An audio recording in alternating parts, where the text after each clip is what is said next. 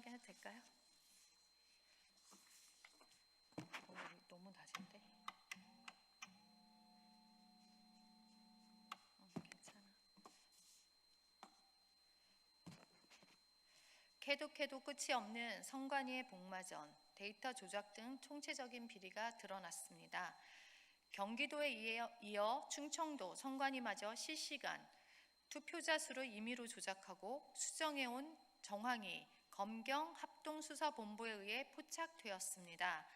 선거의 공정성을 수호해야 할 헌법기관이 총체적 비리로 얼룩진 무법 천지였음이 다시 한번 백일하에 드러난 것입니다. 합수본에 따르면 선관위 직원들은 한 투표소의 실시간 투표자 수 오차를 숨기기 위해 인근 투표소의 투표자 수를 허위로 입력하거나 다음 시간대 숫자를 마음대로 바꿔치기 하는 등 전산 데이터를 조직적으로 돌려막기 했습니다. 그럼에도 불구하고 수사팀에게 최종 투표자 수와 투표율만 맞으면 되는 것 아니냐고 되물었습니다. 선관위 관계자들의 발언은 선관위의 불법과 부실의 민낯을 여실히 보여주었습니다. 실시간 투표율은 국민의 투표 참여 여부와 선거의 공정성을 입증하기 위한 엄중한 공적 데이터입니다.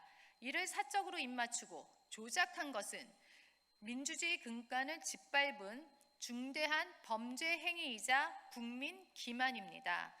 6.3 지방선거 투표용지 부족 사태로 촉발된 선관위의 문제점은 전 중앙선관위원장의 외유성 출장 의혹, 조직 은폐, 인사 출장 비위, 전산 통계 조작까지 이어지며 선관위라는 기관 자체가 뿌리부터 썩어 있었다는 사실을 여실히 보여주고 있는 것입니다. 선관위는 그동안 전산 데이터 조작은 구조적으로 불가능하다며 국민을 안심시켜 왔습니다. 그러나 그 호언장담은 거짓이었음이 증명되었습니다. 일부 직원들의 일탈이라는 뻔뻔한 핑계는 더 이상 통하지 않습니다. 국민의힘은 전국 선관위에 대한 즉각적인 전수조사를 촉구합니다. 충청과 경기뿐 아니라 전국 각 지역 선관위에서 이와 같은 실시간 통계 조작이 자행되었는지 철저히 밝혀내야 합니다. 또한 수사 범위를 한정한 특검이 아닌 선관위 종합특검을 즉각 도입해야 할 것입니다. 거짓된 숫자와 조작된 데이터 위에 민주주의가 바로 설 수는 없습니다. 국민의힘은 무너진 선거 신뢰를 회복하고 헌법 가치를 바로 세우기 위해 이번 선관위 조작 사태의 진상을 끝까지 밝혀내고 관련자들에게 엄중한 법적, 정치적 책임을 묻겠습니다.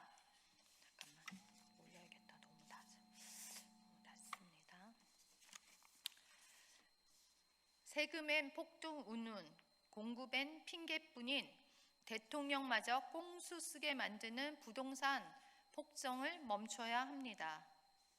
실제 살지 않는 집을 팔라던 이재명 대통령이 분당 아파트를 29억 원에 속전속결로 팔았습니다.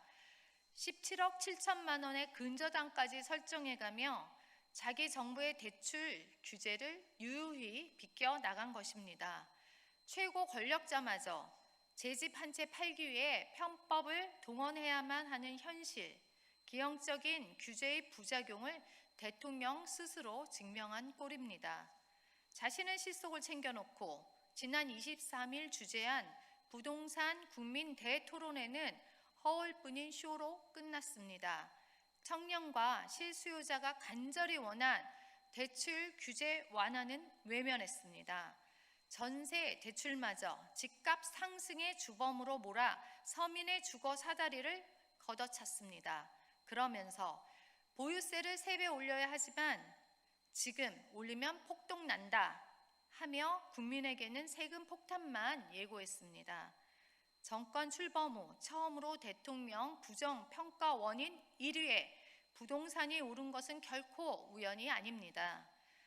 집값을 잡는 정답은 국민이 원하는 곳에 공급을 늘리면 됩니다. 서울시 정비 사업만으로도 8만 7천 호의 수능 효과가 증명됐습니다.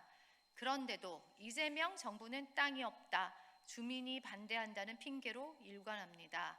세금 인상에는 폭등까지 거론할 만큼 결기를 보이면서 재개발, 재건축, 규제 완화에는 난감부터 열거하는 정부를 누가 신뢰하겠습니까? 답을 정해놓은 가짜 토론회였을 뿐입니다. 자신은 규제를 피해가고 국민에게는 공급 없는 세금 폭탄과 대출 절벽만 강요하는 내로남불식 부동산 폭정을 강력히 규탄합니다. 증세와 관치금융으로 국민의 목을 재는 기만극을 즉각 중단하십시오. 실수요자 대출 완화와 공급 확대라는 시장의 정답으로 돌아와야 합니다. 국민의힘은 무너진 서민의 내 집 마련 꿈을 지키기 위해 끝까지 싸우겠습니다. 감사합니다.